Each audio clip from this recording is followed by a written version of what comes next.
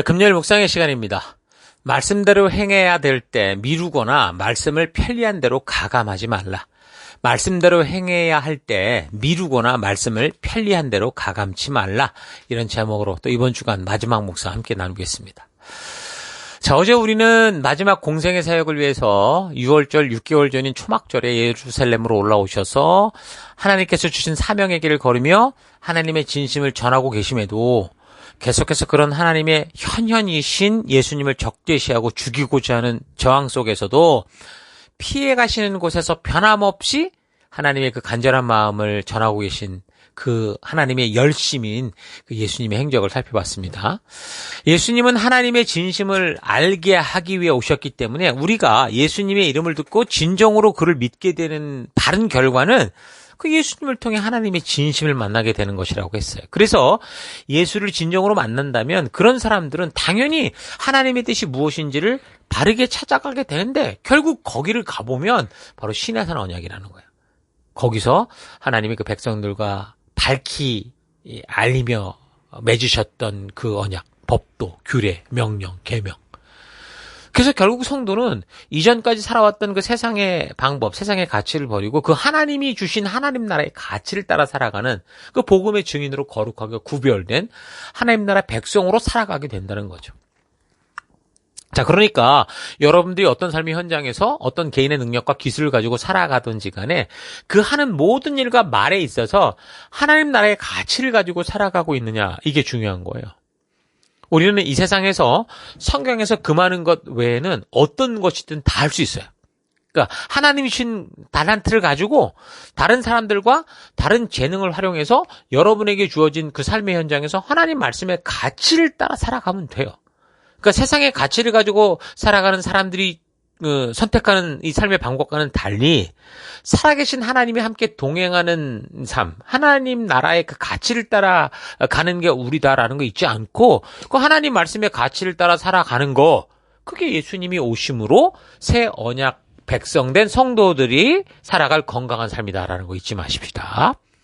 자, 그래서 그 예수님은 계속해서 다시 이제 이 사역 중에 이 예루살렘의 위협을 피해서 지금 베레아로 가셨는데 또다시 지금 보면은 예루살렘 지역으로 돌아오십니다. 왜 그랬냐면 그 베다니에 사는 그 마리아 마르다가 있었는데 그 오빠였던 나사로가 병들어서 죽어간다는 얘기를 듣고 그를 고치려고 그러셨던 거예요. 그러니까 예수님이 어떤 거예요? 지금 그 예루살렘에 가면 죽거든요. 잘못하면 바로.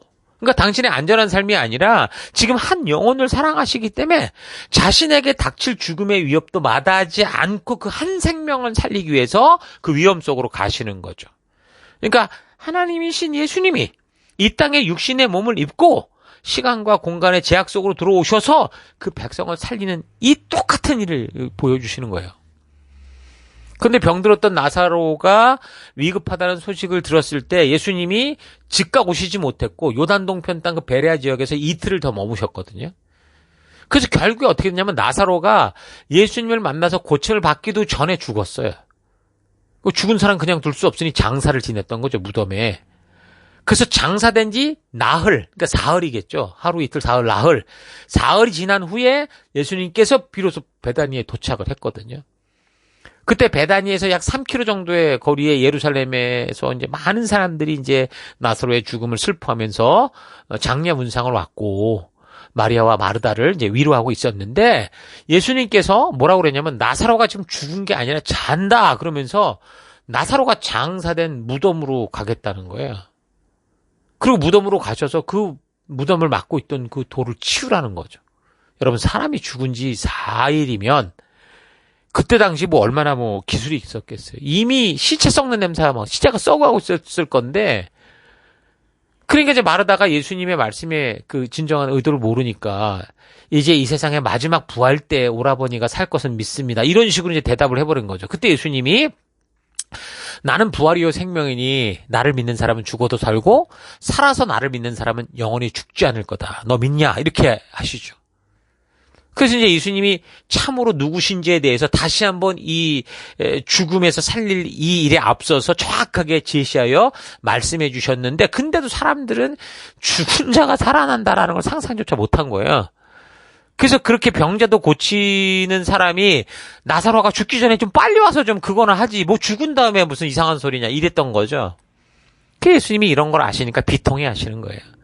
그렇게도 확신한 이적과 표적을 보여주며 하나님의 계시의 말씀을 풀어 알려줘도 하나님이 하실 일을 믿지 못하고 상상도 못한 채 터진 입으로 막 떠들어대는 인간들의 모습에 대한 참 안타까움이 있었던 거죠. 마리아도 지금 죽은 지 4일이나 됐으니까 벌써 썩는 냄새가 납니다. 말리는데도 예수님이 무덤을 맡고 있는 돌을 옮기게 하셨고, 그러고 난 다음에 무덤 속에 썩어 냄새나는 나사로를 향해서 나사로야 나오너라 외쳤던 거예요. 그러니까 정말 죽었던 나사로가, 썩어가던 나사로가 시체가 붕대에 말려 있었을 거 아니에요. 수의를 입은 상태로 그냥 예수님께 나온 거예요. 얼마나 놀래 자빠졌겠습니까? 이 일로 인해서 마리아와 마르다를 문상하러 왔던 거, 예루살렘에서 왔던 사람들이 다 이걸 목격한 거 아니에요. 그래서 뭐 예수님 믿게 되는 거예요. 그러니까 예수님은 오직 하나님이시기에 행할 수 있는 이런 죽음으로부터의 구원의 표적을 행하시면서 예수님 자신이 그런 부활이요 생명 되시는 그 하나님이 보내신 구세주 그리스도다라는 것을 확실하게 증거하시는 거죠. 여러분, 이렇게 죽은 사람이 그것도 사흘이나 된 죽은 사람이 살아나는 것보다 더 정확한 그 그리스도의 증거가 어디 있겠습니까? 그러니까 이 사실을 목격한 많은 증인들이 예수님을 믿을 수밖에 없었던 거예요. 우리가 읽고 있는 이 성경은요, 그냥 한 종교에서 만들어낸 허구의 이야기를 적은 게 아니라니까요.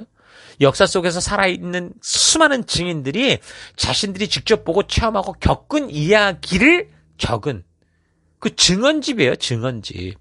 그래서 오늘날 우리도 하나님과 살아있는 이 삶을 동행하면서 겪게 되고 깨닫게 되는 우리 삶에 나타나는 많은 증거들을 또한 전하는 그런 증인으로서의 삶을 살아야 된다는 거 잊지 마십시다. 그런데 이렇게 백성들의 마음이 예수님께로 막 돌이킬 때마다 이제 제일 불안해하는 그런 족속들이 있었죠. 누굽니까? 바로 대제사장들과 바리새파 사람들이었어요. 이렇게 예수님의 행하심으로 인해 백성들의 마음이 크게 동요되는 걸 보면서 예수님께서 참 하나님이시다라는 것을 생각한 게 아니고 오히려 뭐 로마의 개입이 어쩌고 저쩌고 신성모독이 어쩌고 저쩌고 해가면서 예수님을 죽일 그 음모를 꾸몄던 거죠. 그래서 예수님께서는 다시 그 유대인들을 피해서 예루살렘 지역을 떠나 광야가 인접한 북쪽 지역 에브라임 지역으로 가십니다. 사마리아 근처죠. 사마리아 지역이죠. 그곳에서 또 제자들과 함께 머무십니다. 그러니까 예수님이 행하시는 기적의 효과는 결국 뭘 나타내요? 결국 알곡과 가라지를 확 나누는 게 보이는 거예요. 그러니까 믿지 않으려는 가라지 같은 사람들은 어떤 기적을 일으켜도 트집 잡고 악용을 하려고 하고. 그러니까 종종 말하지만 사람들은 자기 생각에 따른 욕심이 딱 생기잖아요. 그럼 다른 어떤 진리가 보이질 않아요. 어떤 진리도 보이지 않아요. 자기를 반대하면 얼마든지 짓밟고 더 나아가서 심지어 죽일 수 있는 존재가 인간이에요. 그래서 하나님 말씀에 따라 본능을 다스리지 못하면, 하나님의 눈으로 바르게 보지 못하면 하나님도 죽이는 존재가 사람인 거죠. 그게 그 증거가 바로 이스라엘 사람들, 유대 족속들, 바리새인인 거예요. 그렇게 된다면 정말 즉각 심판을 받아도 마땅한 그런 존재들이라고 할 수 있을 건데, 하나님이신 예수님께서는 그런 사람들을 막 그런 권능의 힘으로 제어하고 짓밟고 심판하고 그런 게 아니라 어떻게 하셨어요? 피하셨어요. 이건 저들이 두려워서가 아니에요. 그렇게 죄로 물든 사람들이라고 해도 저들이 진정으로 하나님이 진심을 알고 스스로 돌이키기를 소망하는 하나님의 마음, 그 탕자가 돌아오기를 원하는 하나님의 마음을 보여주시는 거죠. 자, 그래서 어쨌든 그 피해 가셨던 에브라임 지역에서도 복음을 전하고 가르치시는데, 하나님 나라를 그 어린아이와 같이 받아들이지 않으면 결코 하나님 나라에 들어갈 수 없다. 이런 얘기도 해주시고, 또 예수님을 찾아온 어떤 부자 청년에게는 네가 가진 모든 소유를 팔아서 가난한 사람들에게 나누어주고 나를 따라라 이렇게 얘기하는데, 이 부자 청년이 근심하며 돌아가잖아요. 그러면서 예수님이 이 청년을 그런 모습을 통해 뭐라 말씀하셨냐면, 부자가 하나님 나라에 들어가는 것보다 낙타가 바늘기로 들어가는 게 더 쉬울 거다. 이런 얘기도 하시죠.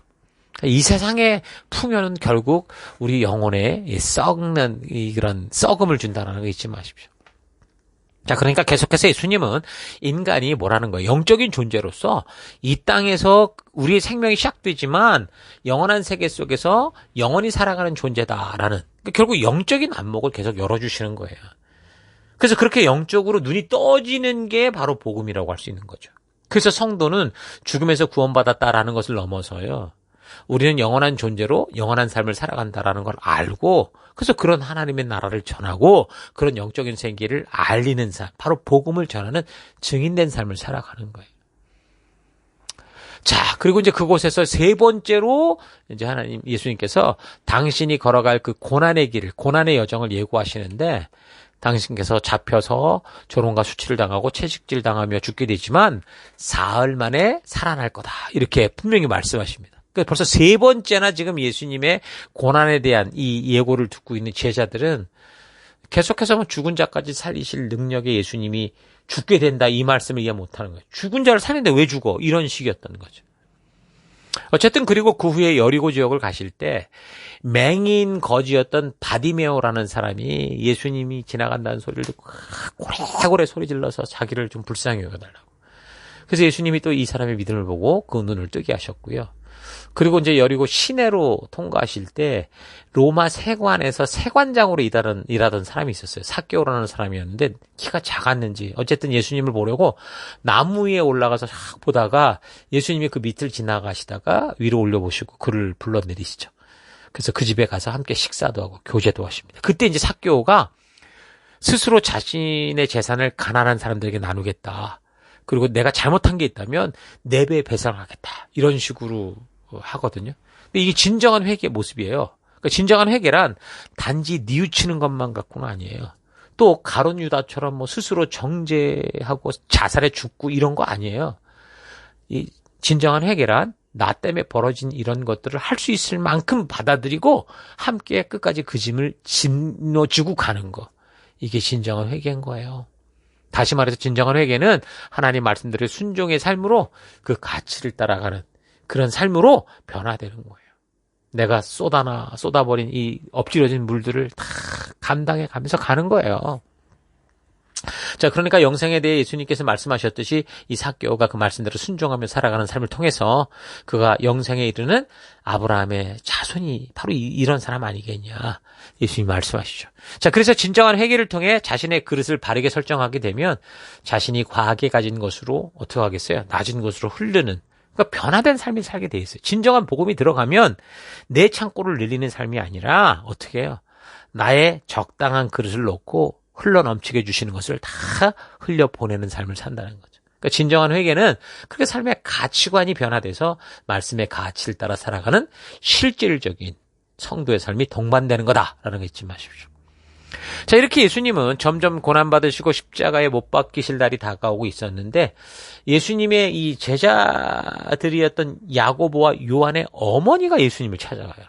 그래서 뭐라고 그러냐면 자기 아들들에게 예수님께서 하나님 나라를 세우게 되면 그때 좀 우리 아들을 좌의정, 우의정에 좀 세워주세요. 이렇게 청탁을 합니다. 이것 때문에 제자들 사이에 이제 분열과 다툼이 생겼어요. 결국은 제자들 모두가 다 그런 생각이 있었던 거죠. 어쩌면 이런 야고보와 요한의 어머니의 모습, 다투는 제자들의 모습은 다 우리의 모습일 거예요. 하나님 나라에 대한 개념, 예수님이 누구신지에 대한 개념이 교회를 다니는 이 처음부터 잘못 오해하게 되면 이렇게 예수님의 고난까지도 오해하고 자기 욕심과 욕망을 채우는 기회다라고 착각하게 됩니다. 자, 그래서 우리는 이렇게 성경과 역사를 살펴가는 이런 기회를 통해서 하나님이 누구신지, 하나님의 뜻은 무엇이고, 하나님 나라는 어떤 건지, 그래서 그런 하나님께서 보내신 예수님이 누구시고, 뭐라 말하는지, 어떻게 일하시는지, 그 의미를 우리가 바르게 알아야 됩니다. 그래서 예수님은 이런 일로 흥분한 제자들을 불러서 만일 으뜸이 되기를 원하거든 반드시 먼저 종처럼 섬기는 사람이 돼야 된다 말씀하시죠. 그래서 예수님도 나도 이 땅에 섬김을 받으러 온 게 아니고 섬기러 왔고 많은 사람의 죄값을 치르기 위해 내 목숨을 내주려고 왔다. 이런 말씀하시죠. 자, 이렇게 계속해서 예수님은 얼마 남지 않은 지금 남은 생애 얼마 남지도 않았는데 이제 제자들을 끝까지 세우고 가르치고 백성을 섬기는 그런 일을 행하십니다. 자, 이런 식으로 또 3개월이 더 흘러갔어요. 드디어 공생의 마지막 유월절이 가까워 오는데 율법의 열심인 이 유대인들이 유월절을 예루살렘에서 지내려고 지금 여러 지역에서 많이 모여들기 시작했거든요. 신명기 16장에 보면 이스라엘 모든 남자는 한 해에 3번, 그러니까 무교절, 칠칠절, 초막절. 이 3번은 꼭 하나님이 택한 장소에 가서 여호와 앞에 서야 되고, 그때 빈손으로 가면 안 되고, 받은 복에 따라 힘껏 예물을 가지고 나가야 된다. 그렇게 명하셨거든요. 그러니까 이것은 이 백성들의 삶에서 그래서 하나님이 중심이다라는 삶, 하나님으로 인해 우리가 살아간다는 것을 잊지 않도록 하게 하는 하나님의 뜻이었어요. 뭐 바벨론 포로 때는 뭐 회당으로 모였기 때문에 이런 게 좀 흐지부지 하다가 포로에서 귀환하고 제2성전이 세워지면서 다시 이제 성전 중심적이 됐으니까 그때 이제 역사를 통해 포로가 됐거나 여러 가지 이유로 어쨌든 각 지역에 퍼져 살던 유대인들이 하나님의 명령에 분명하니 어떻게 하는 거예요? 예루살렘으로 돌아오는 그런 마치 순례와 같은 일들을 꼭 했었거든요. 그때 이제 예수님이 약속하신 그 이 성령이 임하는 그 사건의 근거를 놓고 보면 어디서 도대체 사람들이 왔는지를 알 수 있는데 이집트, 리비아, 크레타, 로마, 부르기아, 아시아, 밤빌리아, 본도, 갑바도기아, 메소포타미아, 바데, 메데, 엘람, 아라비아 곳곳에서 지금 절기마다 예루살렘으로 온 것을 알 수 있습니다. 그러니까 뭐 포로로 잡혀가고 도망치고 아무튼 곳곳에 흩어져 살았던 게 이스라엘 족속인 거예요. 자, 그래서 어쨌든 이렇게 많은 사람들이 몰려들기 시작할 때 예수님의 공생의 마지막 유월절, 자, 십자가를 지는 시기까지 이제 우리가 일주일 정도 이제 남았습니다. 그래서 다음 주에 계속해서 이제 마지막 이 일정을 살펴가는 묵상을 하도록 하겠습니다. 자, 오늘 하루 나는 나의 죽음의 날이 곧 다가온다는 것을 알면 그 죽음이 십자가를 지는 것과 같은 고통이 수반되는 것이다라는 사실을 안다면 과연 어떤 삶을 살아가게 될 것인가 좀 차분히 생각해 보기 바랍니다. 우리는 예수님처럼 사는 존재가 아니라 예수님께서 말씀하신 대로 살아가는 존재라고 했기 때문에 우리의 삶에서 예수님처럼 직접 십자가를 지는 그런 삶을 살지는 않겠지만 예수님이 말씀해 주신 성도의 삶, 그러니까 새 언약 백성된 삶의 길이 이 세상 모두가 가는 그 지옥을 향한 길과는 반대이기 때문에 제대로 말씀대로 살려고 하면 사사건건 부딪히고 심한 저항과 공격을 받는 마치 십자가를 진 것 같은 어려움이 있는 삶은 확실합니다. 예수님께서 성육신하셔서 이 땅에 오실 때 우리가 사는 인간사회 곳곳을 돌아다니면서 관광하기 위해 오신 게 아니에요. 예수님이 평생 사셨던 그 삶의 반경은요 불과 200km 내외였어요. 아기 때 그 이집트 피나간 거, 그 공생의 3번째 유월절 이후에 북방 지역 시돈까지 방문하시긴 했지만 예수님 일생의 활동 반경은 불과 200km 내외예요. 그러니까 예수님이 이 세상에 계셨을 때 얼마나 하나님께서 주신 사명에 집중하는 삶을 살았는가라는 걸 알 수 있죠. 그러니까 우리 부모님들도 보면 그런 경우 많잖아요. 자녀를 위해서. 그 삶을 살아내기 위해서 어디 여행 한번 못 가시고 이게 나쁜 게 아니라 그만큼 집중하는 삶을 살았다라는 건데 예수님이 바로 그런 삶을 사셨다라는 거죠. 그래서 하나님이 예수님께 맡기신 사명은 생명을 살리는 사역이었지만 그의 공생의 3년 반 동안 사람을 위해 그 고난 섬김의 삶을 사셨으면서도 그 사람들의 공격을 받으시다가 결국 사명을 감당한 지 불과 3년 반 만에 십자가에 죽으시게 될 정도로 예수님의 사역은 하나님의 뜻을 가감하지 않고 다음으로 미루지 않고 그대로 전하는 것이었습니다. 여러분, 우리는 어떤 사역을 하고 있습니까? 예수님이 처음 공생애를 시작하시면서 외치셨던 회개하라 하나님 나라가 가까웠다라는 것과 같이 하나님이 이끄시는 길과는 반대로 가는 이 세상을 향해 회개를 외치고 또한 교회 안에서 참된 부르심의 길이 아니라 자신들의 안녕과 복받는 삶을 위해 살아가는 이들을 향해서도 하나님의 진실한 뜻을 전하며 또한 자신의 삶의 현장에서 하나님이 주신 말씀의 가치를 따라 어떤 대가라도 지불하며 살아가는 참된 열방의 제사장이여 거룩하게 구별된 하나님 나라 백성답게 살아가고 있는지 여러분 차분히 되돌아보기 바랍니다. 그리고 각자가 보내받은 삶의 또 곳곳에서 어떤 일을 하고 있든지 그 일을 성취해 갈 때 내가 하는 모든 일과 결정이 하나님의 말씀의 가치를 따라 결단하고 행하여 가는 빛과 소금된 삶을 살아가는 여러분 될 수 있기를 주의 이름으로 축원합니다. 오늘 하루도 힘내십시오. 잠시 기도하겠습니다. 하나님, 예수님께서 이 땅에 오셨을 때 우리를 정죄하고 심판하러 오신 게 아니라 우리의 생명을 살리고 복된 삶을 살게 하기 위해 우리를 하나님의 말씀의 길로 이끌어 주시기 위해 오셨다라는 사실이 성경을 통해 분명하게 외쳐지고 보여주고 있는데도 하나님이 부르신 길이 아니라 내가 원하고 바라는 길로 가기 위해 예수님을 이끌어 드리고자 하는 삶을 살아왔던 것 회개합니다. 예수님께서 이 땅에 오신 것은 이 세상을 관광하며 잘 먹고 잘 살기 위해 온 게 아니라 영원한 나라가 있고 영생하는 삶이 있다는 것을 알리기 위해 오신 것처럼 나 또한 내가 살아가는 삶의 곳곳에서 나 혼자 잘 먹고 잘 살려는 인생이 아니라 예수님처럼 하나님이 부르신 그 사명을 온전히 감당하는 삶 살아가기 원합니다. 예수님께서도 섬김을 받으려 함이 아니라 섬기기 위해 오셨다고 하셨는데 나의 삶 속에서 늘 받기만을 바라는 삶의 습관을 버리고 한 생명을 끝까지 섬기고 하나님의 자녀답게 세워가는 삶 살아가기 원합니다. 하나님, 내 삶의 현장 속에 나를 보내시는 그곳이 있는데 말씀대로 행해야 될 때 미루거나 말씀을 자꾸 편리한 대로 각색하고 가감하는 그런 인생 되지 않고 오직 말씀 그대로 살아가는 그런 오늘 하루, 그런 매일이 되길 원합니다. 그 길로 이끄시고 인도하시고 함께 하신 하나님 감사드리고 예수님 이름으로 기도했습니다. 아멘.